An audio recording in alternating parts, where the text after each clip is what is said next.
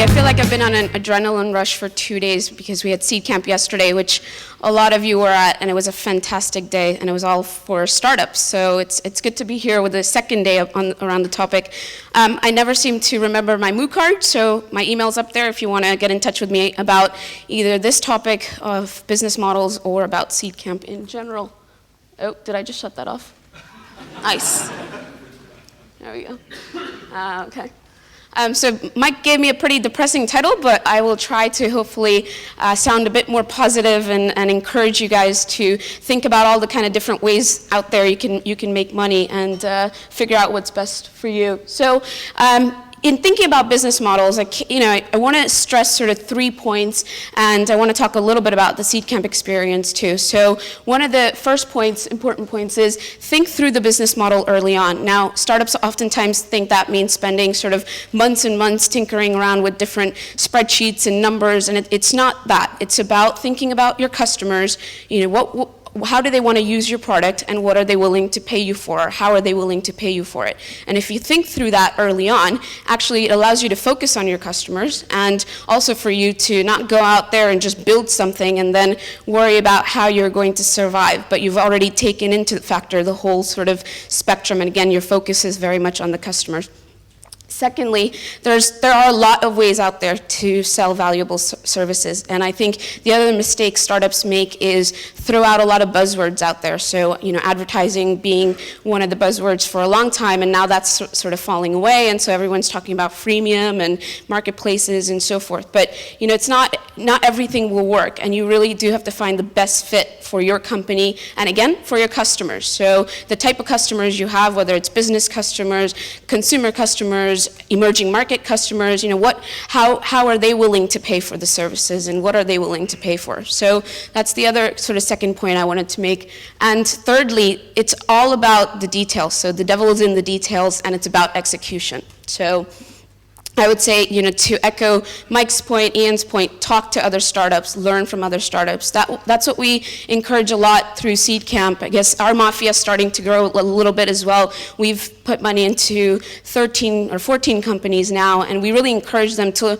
learn from each other, because a lot of questions I get through the 3 months that we're working with them or onwards, I always say, have you talked to X and Y company? Have you talked to so-and-so? So, really talk to each other and share what's working for your companies and where you struggled with your startups. So just on Seed Camp, actually only one of our startups is looking at advertising as core to their model, and that's because they're a mobile ad network, and they're also going to be selling the analytics package. But that's the only company really looking focused only on advertising. The rest, Kublax, which will be launching next week, they're looking at a potentially freemium type of model, or combining with advertising as well. BaseKit, Zamanta, Soup, Uberview, they're all sort of freemium examples. In marketplaces too, we have Rent Mine Online, MyBuilder looking at marketplaces, I forgot to add that in there, and Kaiko, which is a gaming company, he's looking at the virtual goods business model. So, and Toxta and Stupeflix looking at licensing their software or software as a service. So there are a lot of companies out there. Even at Seed Camp yesterday, it was refreshing to see people sort of moving away from focusing solely on advertising. So I'll go into each of these now a little bit. Just to kind of, some of you may laugh looking at this saying, oh, that's what happens in the physical world, but actually in the online world too. It's starting to get pretty noisy out there. And so again, my advice is don't rely solely on advertising. And I won't belabor the point too much, but the rates are fallen by about a half. So it's gonna cause you to have to pedal twice as fast to make the same number. So just be careful about the projections you're making and the eyeballs, and really think through the math of how that works.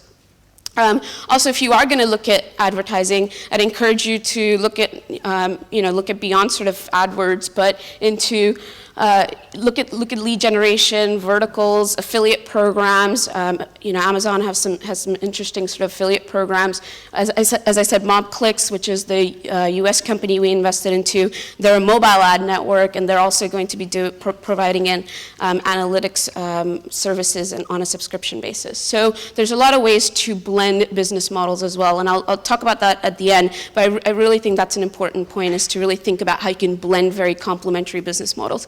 And what I do in the next few slides is actually, I was in a sort of car racing mood, so I have the big companies and what they're doing, and some of the startup examples as well. So in terms of, in the startup side, Zumbu, which is a travel company, they're looking at a lead gen model. Simply Hired, which is going in the recruiting or jobs vertical. Zamanta, which, as I mentioned, is a seed camp company. They have a freemium model, but they've already started to work with the Amazon affiliate link as well. So there's a lot of examples on blended business models as well.